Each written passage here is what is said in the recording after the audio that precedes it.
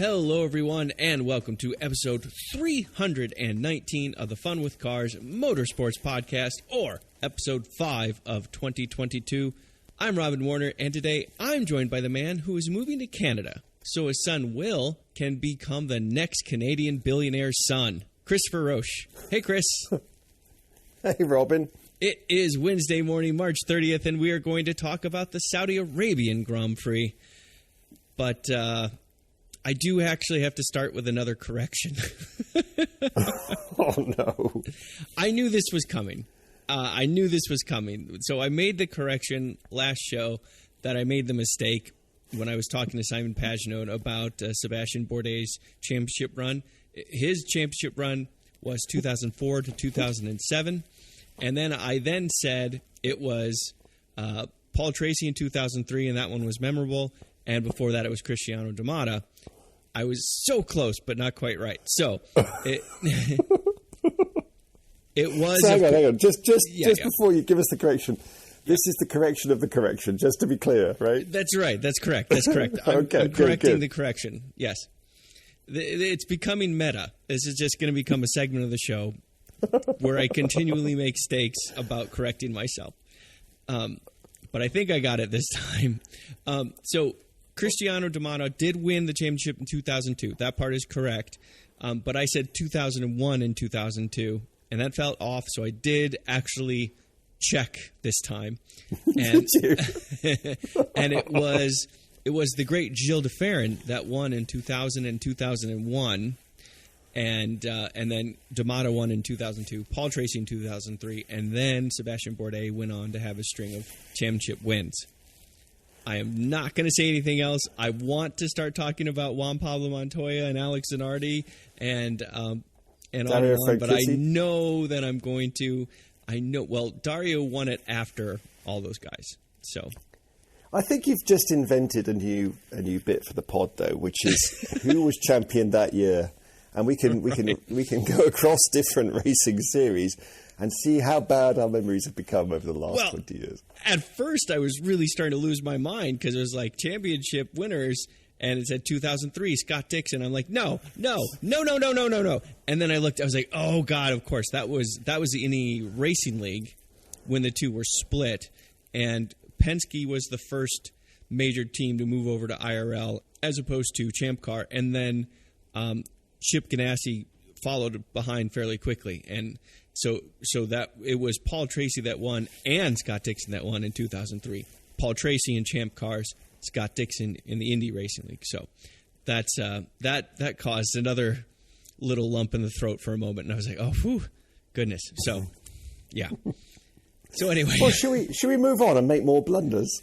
Yes, let's blunder it up. Well, actually, I have one more thing to state. I am drinking a lovely hot tea, and I do have a bit of milk and sugar in it, but it is an Irish blend tea that I quite like called Barry's, BARRY''S. No, they are not a sponsor. Yes, it is good tea, but it's Irish. Is that like blasphemy on some level? Not to me. Well, cheers. I mean, Oh, I'm sorry. I misspoke. It's not tea. It's Guinness. Anyway, so another boring weekend in Saudi Arabia, huh? Yeah, it all kicked off, didn't it? I mean, do we want to talk about the explosion, or are we going to just move on and talk about the racing? I mean, the lack of coverage of it was kind of telling to a certain extent. Well, the whole thing is kind of fascinating. I mean, it sounded like the drivers didn't fancy it and were ready to pack up and go home. And over a course of a 4-hour meeting, they were convinced to change their minds. And I don't think we've heard too much exactly what compelling arguments were put forward to change their mind. But the thing I found most disingenuous was the claim that the local authorities could guarantee their safety. Oh. Well, I mean, really? From a missile strike or whatever. Yeah, which or bombs. Happened just down the road. Yeah, definitely. You can guarantee that. So don't worry, we have the cop. We have a cop on the beat, on the bomb beat. So I think there's now definitely some question marks about whether or not F1 should be going back to Saudi Arabia next year. And it's all kind of weird, isn't it? Because it feels like we weren't there that long ago, because it was towards the end of the last season we went to Saudi for the first time, as it was the penultimate race. And now we're back again as the second race this year. It seems like 2 visits in too short a time in my mind. So, yeah, I'm hoping that we take a deep pause here to think about whether this is really the right venue moving forward, given the current issues there. Well, and I think there are some question marks about the safety of the track as well. I mean, absolutely. Just to even be more direct. I mean, you know, the geopolitics are certainly not in their most stable place these days, but that is something that potentially, theoretically, could happen anywhere. Obviously, I'm less worried about Monaco than I am worried about Saudi Arabia, but the safety of the track combined with the speed of the track, I mean, that's another issue to think about.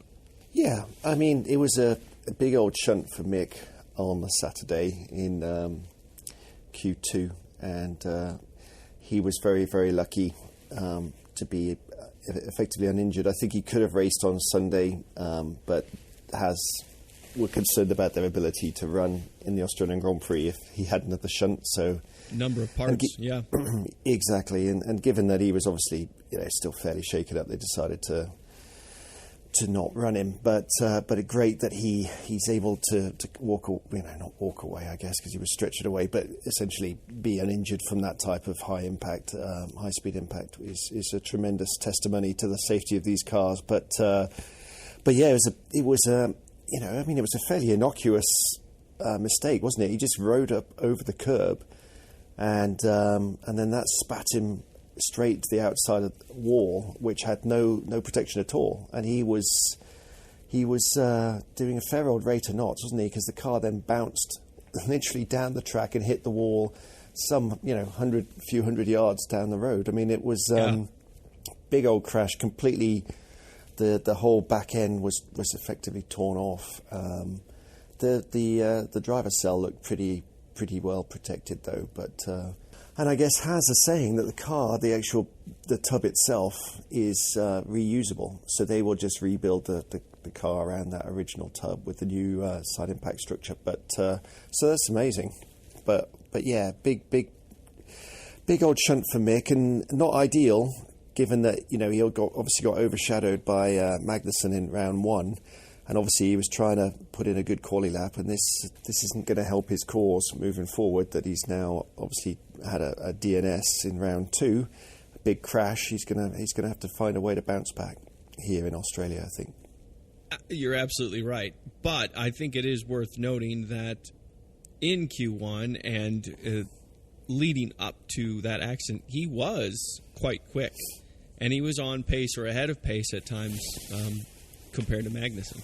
Yeah, that's right. I mean, we obviously can't draw complete conclusions because we don't know their full run plans, and I don't remember exactly what Kevin had run at that point in Q2. But yeah, I mean, he certainly was competitive up to that point. I would agree with you. It didn't look like he was being out performed massively, but clearly he was feeling the pressure and was trying to put in a good run and made a mistake. So not ideal for him at all. That's right. Of course, qualifying was fairly notable. We must note that Vettel didn't participate again because of COVID, so we had Hulkenberg in this weekend. But of course, Hamilton going out in Q1 was the biggest news, and very shocking. I mean, we know the Mercedes wasn't working that well around the Saudi Arabian track, but for him to be out in Q1, especially with Tsunoda already out, so you already had some, with mechanical issues, so you already had an easier opportunity to get into Q2, but yet somehow, even with clear enough track in front of him, he just couldn't set a time. It was amazing. Yeah, no, it was the car and Lewis were just not on speaking terms on Saturday, and it was quite shocking in just how rare that was for Hamilton. Hamilton's always found a way to extract something out of the car, even when he was struggling, at least we were led to believe that. I have no reason not to. And for some reason, I think it's just the combination of challenges with the car, new design setup, brand new for everybody. They're still sorting out those details. And it's new for the drivers. The drivers are having to adjust as well. I think all those things combined. What was really fascinating, I listened to the post-race interviews, and he said that he did everything he could this weekend, but he wasn't sure that the team did. Now, I should be careful here. I'm not trying to claim that I'm giving a direct quote, but he was basically kind of sort of throwing his team under the bus a little bit. Well, yeah, I mean, I prefer to focus on qualifying it just at the minute, but what I would say is that he was 0.6 behind his teammate, and his teammate obviously qualified in 6th place, so good enough to get into Q3 and qualify whereabouts most people think the car is in ultimate pace. So I know that his side of the garage decided to go for a slightly more extreme setup in an attempt to, I think, obviously close the gap to the front runners, and that backfired, and the car was just too nervous, too twitchy, and he just couldn't get the lap time out of it. So I think he has to take some of the responsibility for that. I mean, if he just emulated Russell's setup, you would have thought that he could have at least got through to Q2, nothing else. And yeah, I mean, for sure, the Mercedes isn't great at the moment. I think we all know that. But you would, there's no doubt that he underperformed. There's, and Russell demonstrated admirably what that car was capable of. And Lewis was some way off it, certainly in qualifying. I mean, we'll come on to the race in a minute, but in qualifying, and of course on low fuel, the car doesn't seem to be particularly good. But he should still have gone to Q2 at a minimum, and Q3 was definitely there as well. And he should really have qualified 6th or 7th, I would think, somewhere around Russell's pace. Yes, but again, I think one thing to point out is that Lewis Hamilton has been so consistently strong for so long that we have to give him, if he's just having an off day where, one decision leads to something that doesn't work well for him and he doesn't respond to it exactly. This happens all the time to drivers up and down the grid. So for Hamilton to experience that every once in a while, I think we have to allow that, right? Yeah, and and if his attitude was let's roll the dice and put a setup on it that gives us him a chance to be closer to the ultimate pace, then that's to be applauded. Obviously, it could backfire spectacularly, but I appreciate his efforts to find a way to be competitive. I think they've got to be a bit careful though, because ultimately he threw away over the course of the weekend a decent chunk of points. And right now, while the car isn't on the ultimate pace, they need to try and, as they did in round 1, they need to score as many points as they can and limit the damage. So it's a bit of a fine line you've got to tread. Yeah, you've got to try and find a way to get more pace, but you've also got to make sure that the car is still a fairly understandable and drivable quality at the end of the day, haven't you? Well, and it's fascinating, too, because if you'll remember the first round in Bahrain, it was Russell that went for a crazy strategy of sorts. I'm using air quotes as I say crazy strategy. A bold, aggressive strategy that did not work. And so he had to do some recovery work in the race. And then Lewis does that in round 2. So I don't know. Maybe there will be a reserve driver that comes in and tries a crazy strategy. It seems like everyone's getting one. So it was something so maybe they just had to get out of their system and just meet themselves in reality and be like, okay, this is just where the car's performance is right now. Crazy strategies aren't the way to go. Just consistency and, just as you say, collecting points to mitigate the damage. And then, I would think once we get to Spain, certainly there'll be some pretty significant updates on the car. Yeah, I mean, you would hope that it was always a very short turnaround for the first 2 rounds, but with Australia in back April 10th, there should be a bit more time to affect some changes. And then, as you say, by the time the European season starts, you would hope that they would have a handle on it, if not before. But yeah, I mean, the surprises kept coming in qualifying. I mean, who would have bet on Sergio Perez putting in that lap to take pole position with Verstappen way down in fourth place? And that was after a pretty decent Charles Leclerc lap. Very fine qualifying performance from Sergio, something that we're not entirely used to. But so far this season, he seems to be slightly more competitive on both a Saturday and a Sunday, wouldn't you say? Yeah, I definitely. He's settling into the team, and he's just getting. Us older folk need more time to get settled, and Perez is 8 years younger than I am, I think, which puts him in the elder statements class, right? So he just needs to. I mean, gosh, he's 12, 13 years older than Max Verstappen is. So anyway, the point is that he's getting more comfortable with the team.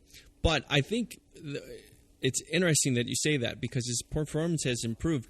But I think that was actually, in many ways, the clearest indication of how he's not quite to Verstappen's level, because him getting that pole lap, he was saying that lap was crazy, that was unbelievable, that's the best lap of my life. Like, he was really glowing about it, and rightfully he should, but it was just, had Max or Charles gotten the pole lap, they would have been like, yeah, the car was connecting, it was doing a good job, we thought we had good pace, there's probably a little bit I could have done here and there. Do you know what I'm saying? So, like, for Perez to say, oh my God, that was the lap of my life, and he was a tenth up on Leclerc afterwards, I was kind of like, to me, that was kind of a telling moment. Do you see what I'm getting at? Yeah, I do. I mean, ultimately, it's a pretty, as we've talked about, a hair-raising track, right? So I think if you nail it around Saudi Arabia, you're going to feel pretty buzzed afterwards because of the speeds and the proximity of the walls. But, I mean, no matter how much effort level was put in, the fact that he was able to out-qualify two Ferraris that are in good form and his illustrious teammate is a darn fine effort. So, maybe he had to go deeper to the well than the others, but he was the one who started first and consolidated that, and drove a decent race as well. So it was definitely a strong weekend for him. Obviously, we'll talk about how unlucky he was shortly, but just before we step away from qualifying, I thought I was impressed by Alpine's pace. I mean, 5th and 7th on the grid, backing up their strong run in Bahrain. Alpine have surprised me how competitive they seem to be. And then there were signs of life for McLaren with Norris qualifying 11th and Ricciardo 12th. So much better performance in Saudi Arabia than in round one, in terms of just ultimate car pace in a one-lap situation. So it's interesting how the order is evolving, and I think we'll continue to see it shuffle around, over the next few races. But Alpine and McLaren were some of the stars of qualifying for me. Yeah, absolutely. And I actually wanted to say one more thing about Sergio Perez and getting that lap. That lap came after two red flags in the qualifying session. The first one, the longer one, of course, being for Mick Schumacher. That was a big cleanup and some question marks about if he was okay. But the first one was from Nicholas Latifi, who just had a dreadful weekend. Yeah, his ability to hit the wall is pretty impressive. He does it consistently, doesn't he? I mean, now that Mazepin's no longer in the sport, Latifi is starting to wear that badge of honor again. It's tough. What was frustrating to me, Latifi's performance was improving. If you look at him compared to Russell at the beginning versus towards the end when Russell left, but he was becoming more consistent and just making good steps. But he seems to be going in a different direction. And both times, because I'm getting ahead of myself a little bit, but this was in the race, both times he hit the wall, he said, I have no idea what happened. And it's like, that's really hard to hear you say, man.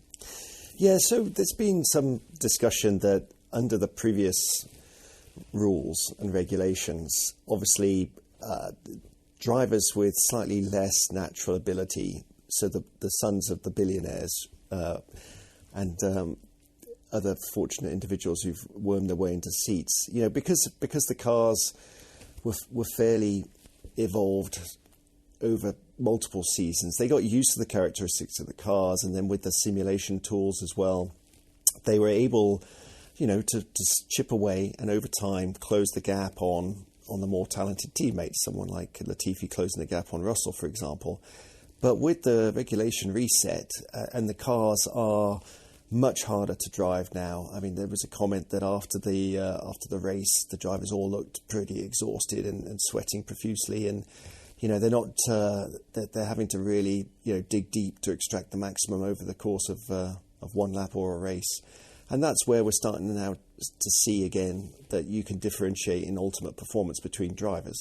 So yeah, some of them are being found out, and Latifi is one of those at the moment. He seems a little out of his depth again. So presumably, given enough time, he'll get on top of this and chip away, and so maybe in 3 seasons he'll be up to Albon's pace. That's great. Maybe so. There's one other thing that I think will lead into race performance, and that was the performance of new tires versus the performance of used tires. That was one of the things Hamilton was saying. It seemed like the car performed better on used tires than on new ones. So the way the curing process, maybe partially the lower tire warmer temps on brand new tires, plus the surface aggregate itself, all those things, and the temperature, all those things combined to really take a longer time for tires to kind of really rubber in and gain grip, so that it almost seemed like used tires were an advantage, not a disadvantage this weekend. There's a few things going on there, particularly with the Mercedes. It does appear to work much better on heavier fuel loads. So its competitive disadvantage is reduced on slightly on a full tank condition. It was fascinating. If we dive into Lewis's race for a second, he made solid progress from his 15th grid place. You got all the way up to 6th. Now, of course, that was helped a little bit by the safety car, and he elected not to stop under the safety car. So he got a few places that way. But ultimately, what I was really interested in was after the safety car came in, would he be able to maintain 6th position on a fairly used set of hard tyres when he had the likes of Alonso right behind him on a brand new set of hard tyres? And sure enough, he was actually able to pull away.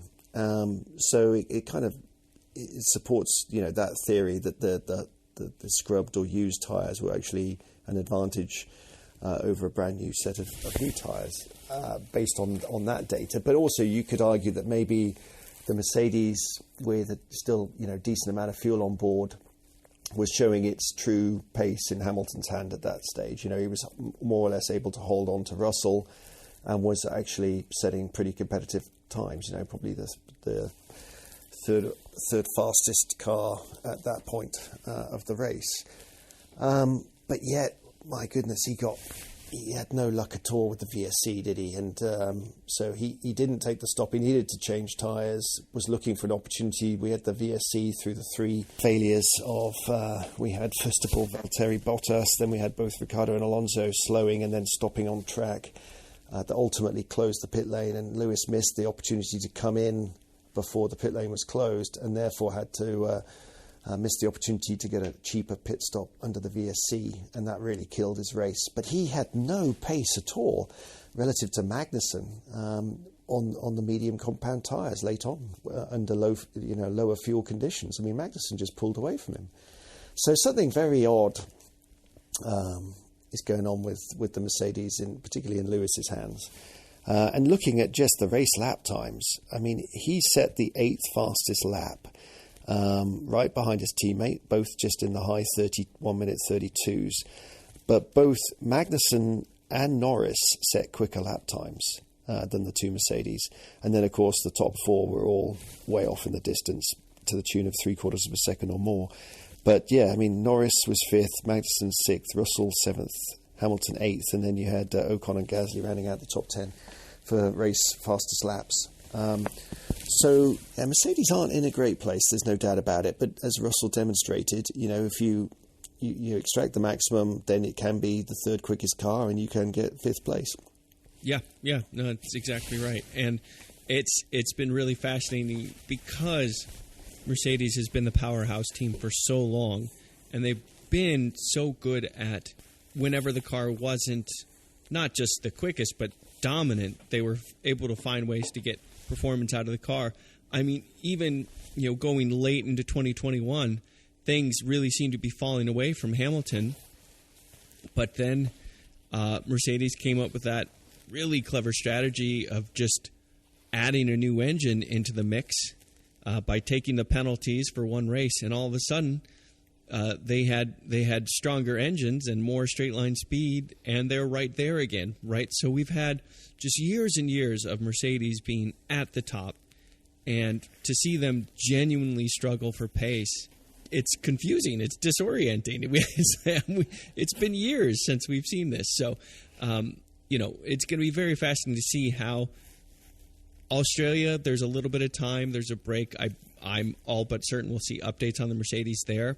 And then, as we mentioned earlier, once we get to Europe, it'll be really fascinating to see what new parts are thrown on the Mercedes and who gets those parts, Russell versus Hamilton, when and how, and those types of circumstances. But, it's definitely it's part of the excitement of new cars for the season that's been really good. But, we are seeing yet again an epic battle at the front, even without Mercedes there, between Ferrari and Red Bull, and to see how this was the closest in pace the two cars seem to have been, and their overall lap times were extremely similar, but in different places, and that led to some really fascinating racing. Yeah, it was a great race-long battle between Ferrari and Red Bull, and I guess Carlos wasn't really that involved, but obviously Perez led for a good chunk of time. He was extremely unfortunate with the timing of his pit stop. Ferrari sort of duped him into being the first to stop. I think it was a genuine effort by Ferrari. They probably would have brought Charles in for the undercut if Sergio hadn't pitted.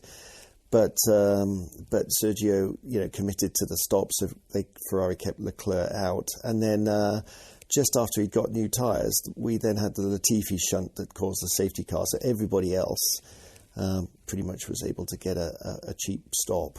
And that shuffled poor old Sergio down to 4th through no fault of his own, because there was no indication that he was driving at a lower pace than Charles could sustain at that point of the race. I mean, he looked very comfortable.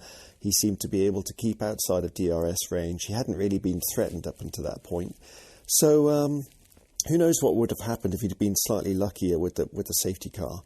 So one that got away from him. But then, the race then basically turned into a Leclerc versus Verstappen battle, which was absolutely fascinating.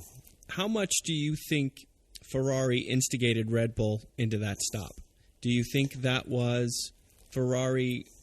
My intuition was Ferrari made the decision that, all right, we're going to set up for a pits stop, and we're going to do the opposite of what Perez does. That was my idea. They just wanted something to shake it up, be it an undercut or an overcut. Yeah, I think exactly right. They decided that they were going to pit in at the start of the pit window if Perez did not. Now, with Sergio committing to pit, they elected to keep Charles out. So, of course, we'll never know if that would have been the faster strategy if we'd had no safety car incident. But I guess most of the teams were assuming that there would be safety car VSC periods during the race anyway. But, I think Red Bull are very savvy. We know that they are some of the slickest, one of the slickest teams in the paddock when it comes to pit strategy, the quickness of their pit stops, and their ability to react to what other teams are doing. So, whether or not they just need to figure out their own strategy and stick to that as we move forward. I guess they'll have to think about that one. But yeah, I think there was certainly some pressure placed by Ferrari on Red Bull, and Red Bull reacted. Yeah. Which it was. I was impressed to see that coming into play and that gamemanship coming into play. But then I want to talk about Verstappen v. Leclerc a little bit, especially when we got towards the end of the race. But one of the best battles earlier in the race were between Ocon and Alonso. And it was the weekend that Sky Sports had Otmar Safar to talk with on the radio during the race. And at some point, they're like, aren't you going to put a stop to this? And he's like, yeah, it's fine. I mean, it was very much, it was fascinating to watch. And the calmness that Otmar displayed was impressive to me.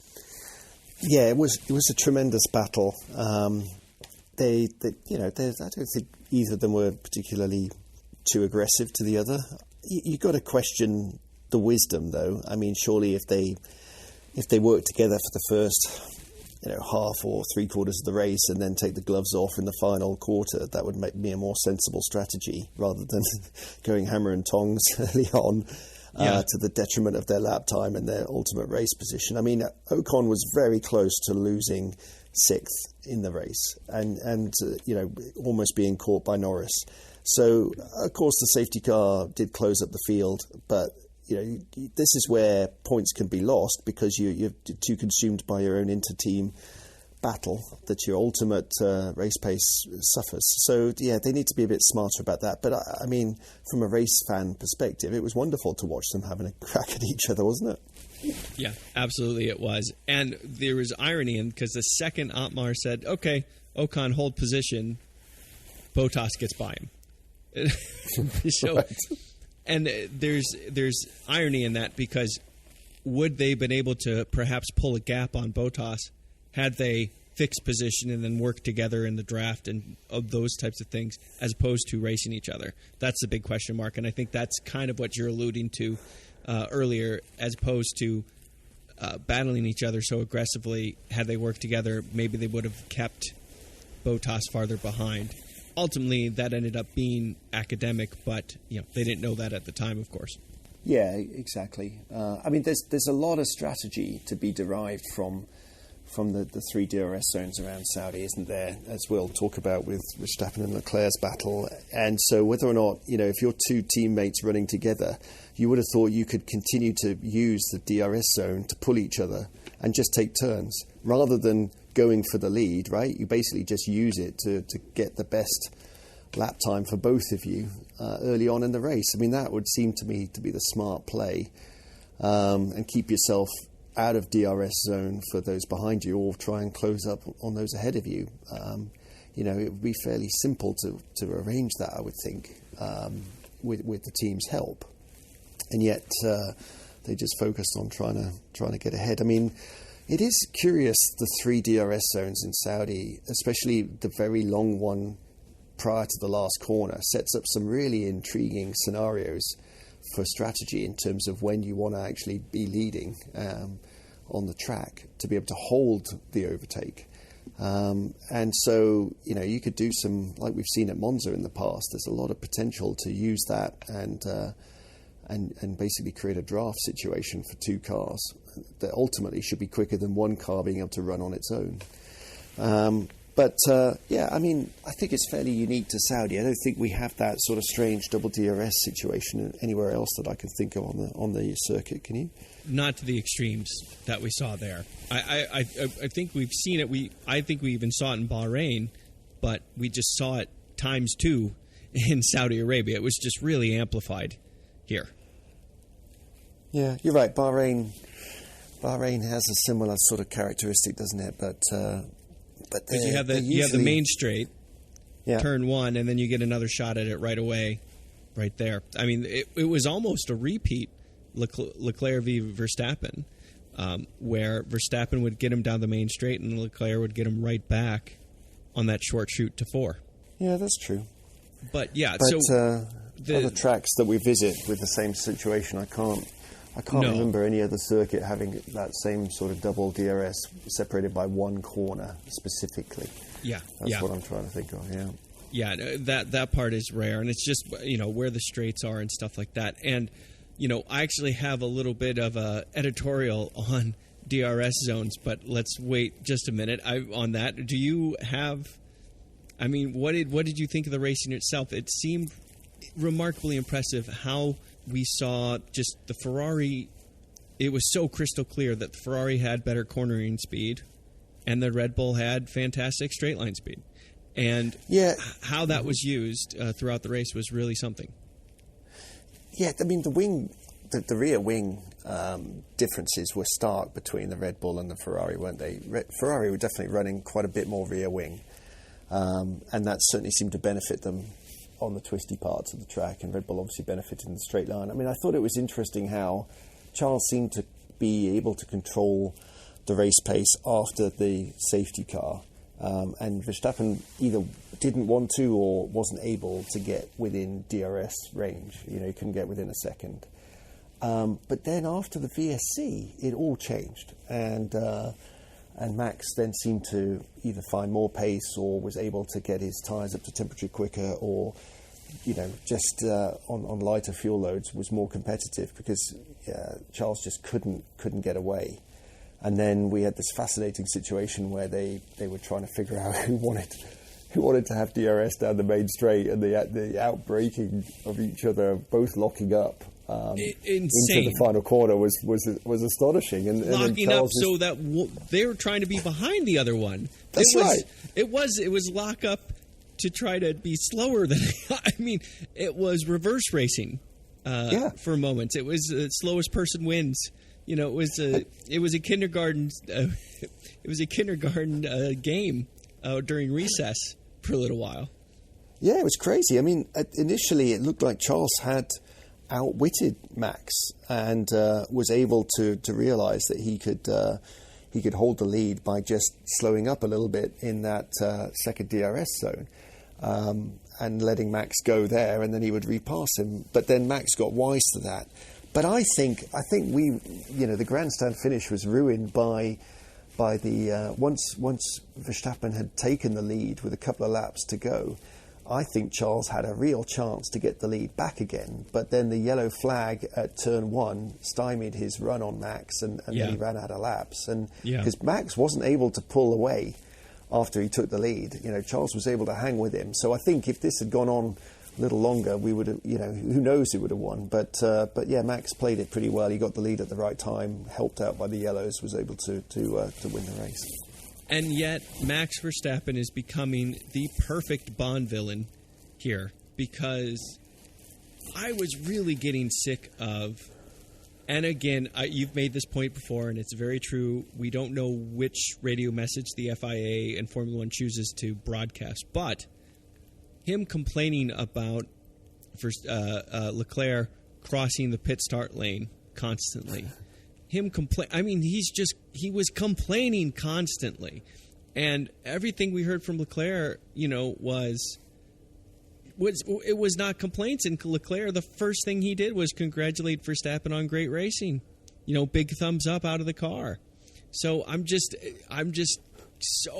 struggling to keep this, impartiality going when I'm just getting so many just Bond villain 101 moves from Verstappen. I think ultimately we're not hearing all the radio messages for all the drivers, are we? And they're being cherry picked, and I think we heard a lot. Well, it's working. It's working. Yeah. In preceding seasons, we just heard Hamilton the whiner. Now it's Verstappen the whiner. I think they just, I don't know. Someone's intentionally making some drivers make out. Well, the Hamilton comment, that was a post race interview. So I mean, they interviewed everybody. But you're right. You're right. That was the chunks of the interview they showed us. You're right. No, fair point. But no, I'm saying in preceding seasons, Hamilton's radio messages have been kind of whiny too, and maybe they just take the current champion and make him sound like he's a spoiled kid. Yeah, there you go. That makes sense. The thing that's been discussed a lot post-race is how Verstappen's style of racing seems to have changed against Charles versus Lewis, though. It does seem more respectful, I will say.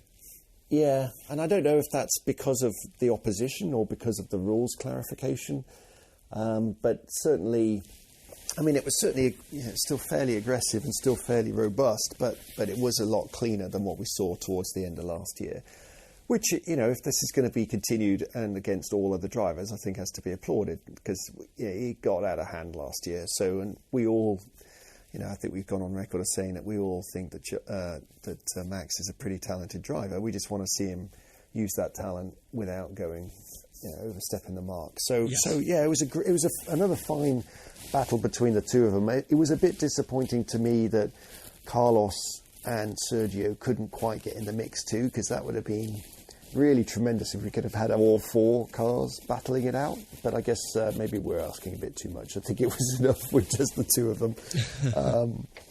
But yeah, great start to the season. I mean, I think the other point is that with the new aero rules seemingly working fairly well, and that the cars are able to follow each other better through the corners, is the DRS now becoming just way too powerful and too instrumental? Do we need to already start thinking about fewer DRS zones or less DRS time now that the cars are able to follow and get back to more classical overtaking manoeuvres rather than DRS aided manoeuvres?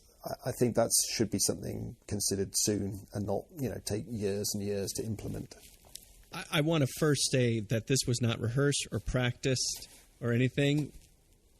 Chris, that was just such a wonderful segue to my next point. Thank you. Yeah, DRS. My DRS in Bahrain was fascinating. I was like, oh wow, they could, kind of, one could use the other to do this and do that. That was interesting strategy. But here we started drifting into farcical. I mean, this isn't the point of racing. The point of racing is not try to be behind the guy going into one corner so you can be ahead of him going into this corner because there's a spinning turtle shell over there that is going to hit them. This is not Mario Kart. And I was quickly getting frustrated with how DRS was playing too important a role in race strategy and not race strategy, but driver's strategy of passing someone, driver's race strategy in the moment. And I think that because it needs to be dialed back or slowly petered out of the system if it's going to be used this way, because I was definitely getting frustrated with it. Yeah, I think it could become, it could just turn it all into just, too easy to overtake. I mean, it's already, the overtakes aren't really, drivers are not going for moves necessarily where there's more risk. They're just waiting for the DRS opportunity. So we're already watering down some of the proper overtaking manoeuvres.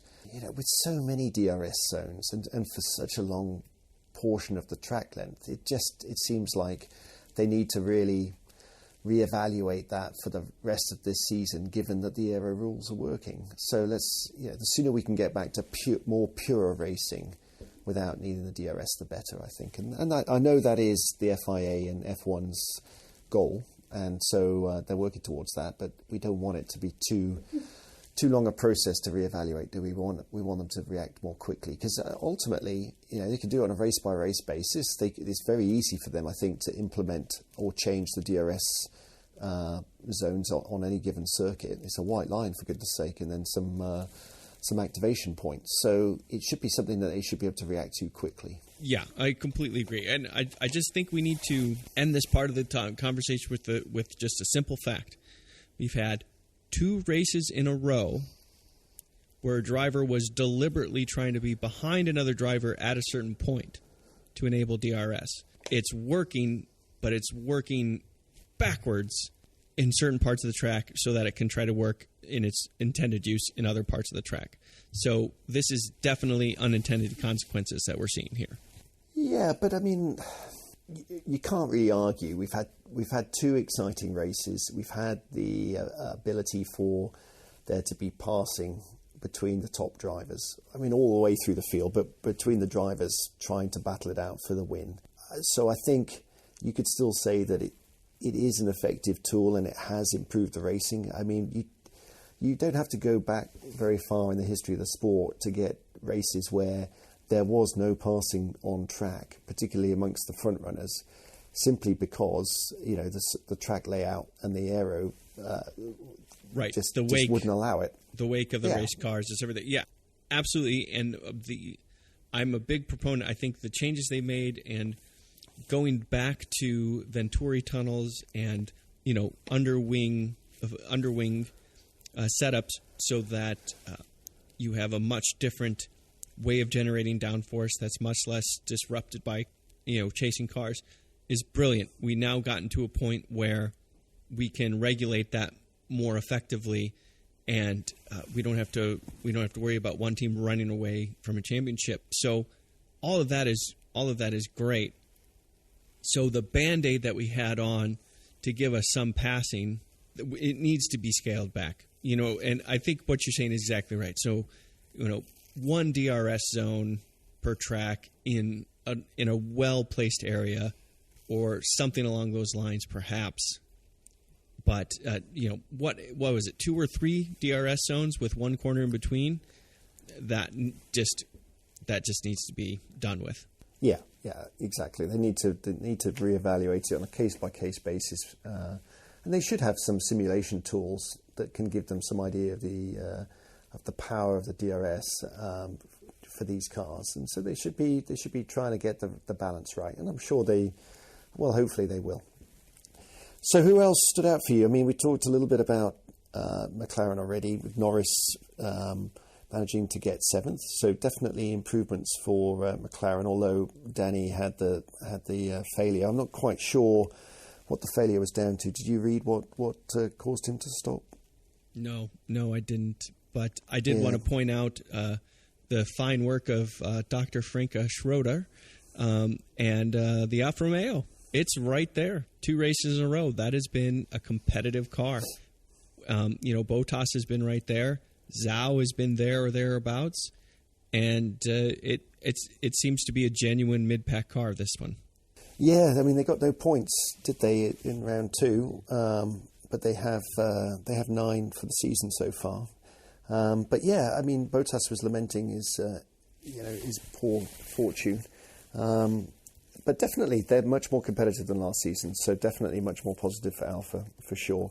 It is interesting, the unreliability, though. I mean, poor old Tsunoda, after having a water system issue in qualifying, then had a problem during the outlaps for the race with a driveline issue. So he didn't even start. So AlphaTauri's and sort of the greater Red Bull group's reliability hasn't been great. So 3 DNFs over the first 2 races, not ideal. And then we then had an Alpine fail to finish, an Alfa Romeo failed to finish. We had both Williamses not finishing. The reliability is not great, and there's a variety of issues, quite a lot power unit related. So that's surprising that the teams are struggling so badly. We had a good mix of finishes in the bottom of the top 10. So we had Gasly getting AlphaTauri 8th place, so their first points of the season. And then Magnussen, another fine weekend from him, despite struggling with his neck, was able to get a couple of points for 9th. So very good start for him on his return to Formula 1. I mean, he's it's been great. He's crushing it. I mean, it's exactly what we needed. You know, we had this whole controversy with Mazepin and Russian money and all this kind of stuff, and all of a sudden we just needed a nice Danish to cleanse the palate, and here we are, and we're in a much better place. Yeah, definitely. So he's going great, and has a 5th place in the championship, 12 points.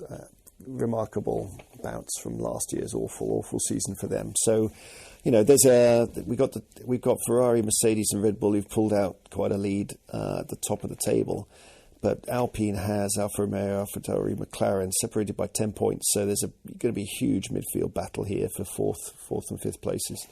Aston Martin and Williams both struggled, didn't they? What did you make of the Stroll-Albon crash? Albon got a penalty for that. That'll be applied in Australia, a grid penalty. I think it's a 3-place pen. Seems harsh to me. I think Stroll turned in on him a bit. Yeah. What did you make of that? No, I agree with you entirely. I did not see that. I did not see that the way they saw that.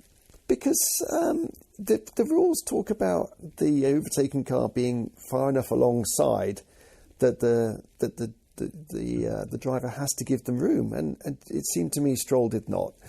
I'm then confused why the stewards are then penalising Albon. So it seems like they've already disregarded the rules for 2022 and are just going to hand out penalties willy-nilly. I mean, Albon, the Williams wasn't competitive this weekend compared to Bahrain, but he was still in the hunt for trying to get a point or two, and the Williams suffered a lot of damage from that contact as well.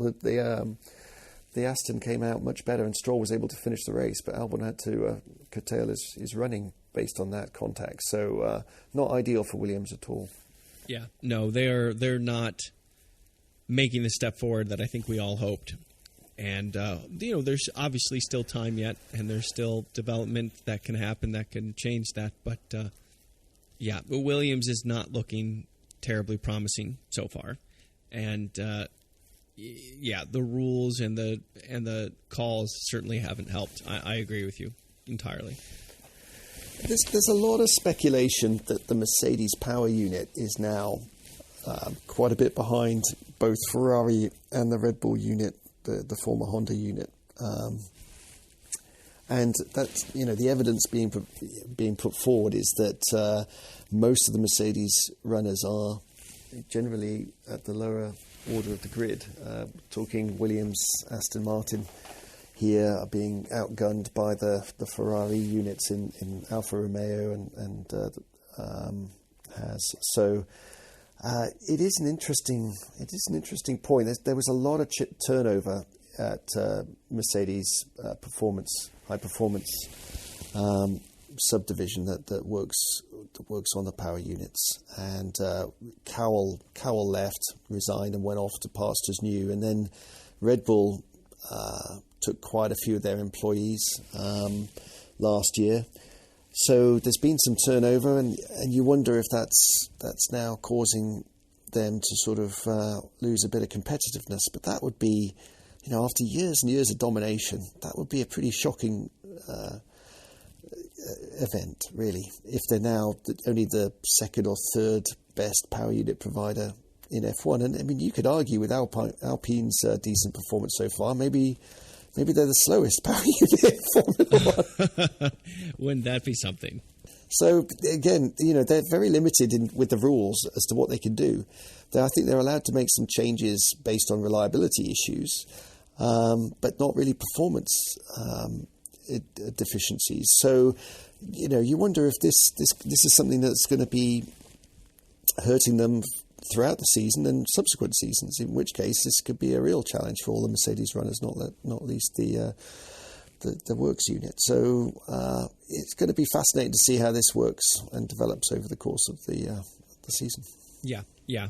But I mean, if they have a major breakthrough in power, they'll just take the hit and implement it, I would imagine.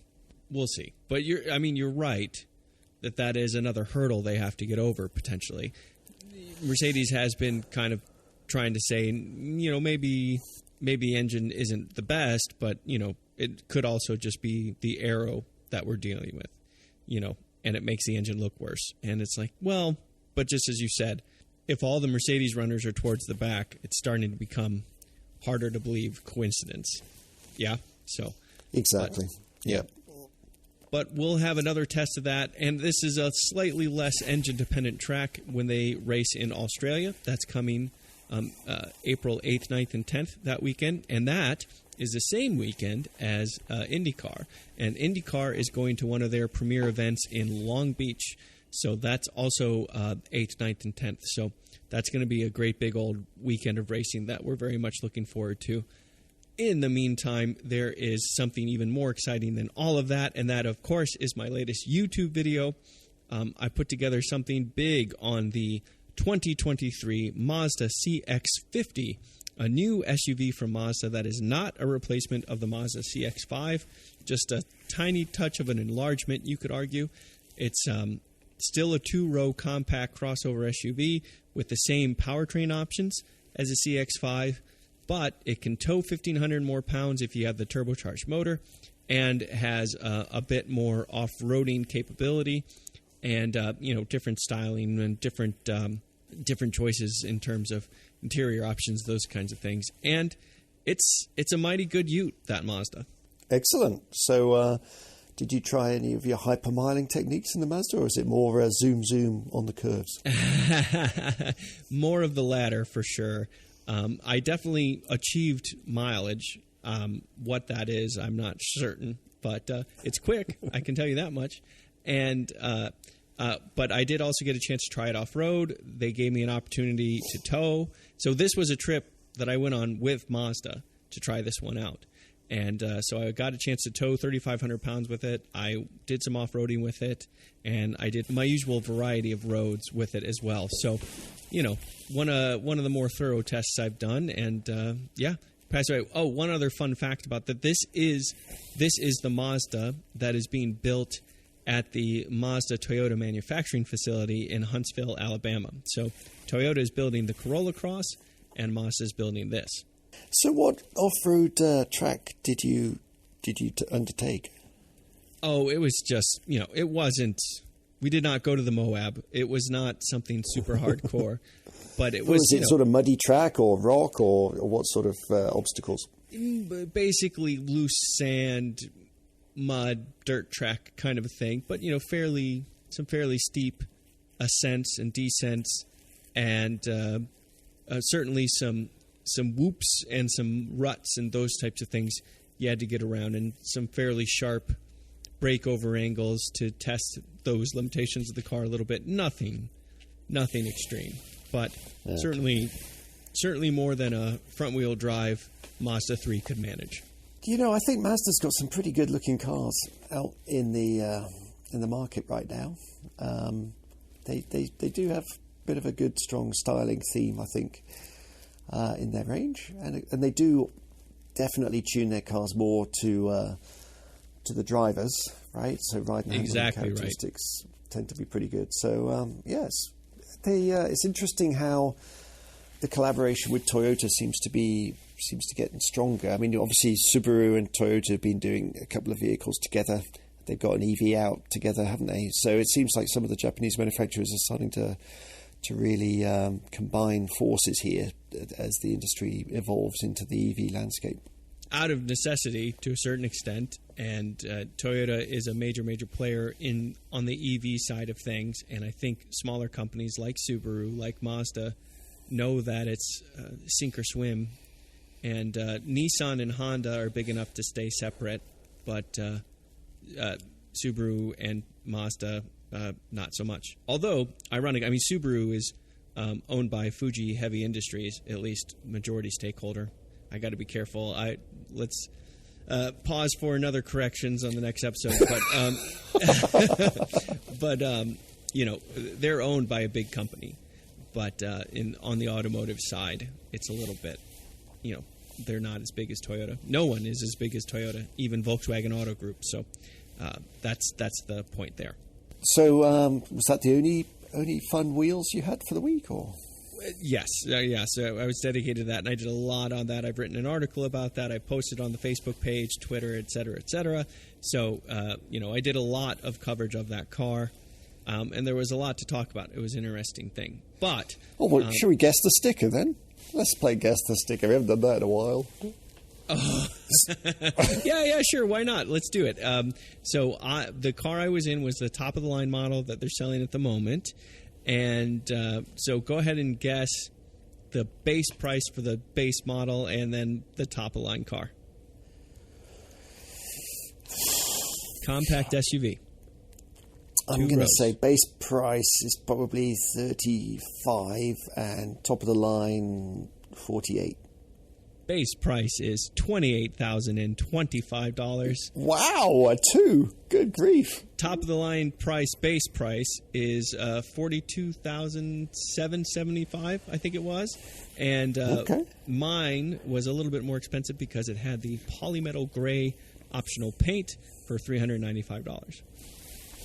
Of course, you can't actually order a base vehicle these days, but, it's nice in theory to know. But I guess it exists in theory. Yeah, exactly. But we'll leave it there for now. I want to thank you for listening. Please take a moment to review us on iTunes or on whatever platform you get our podcasts, which seems to be everywhere these days. Please leave comments on the episode of your choice by going to funwithcars.com. As always, I can be reached at feedback@funwithcars.com. Tweet us at fun_with_cars, and check out our Facebook page at facebook.com/FWCars. Chris, man, it's not even 11 a.m. yet. Enjoy your tea, Robin. Cheers. I'm Robin Warner. Goodbye.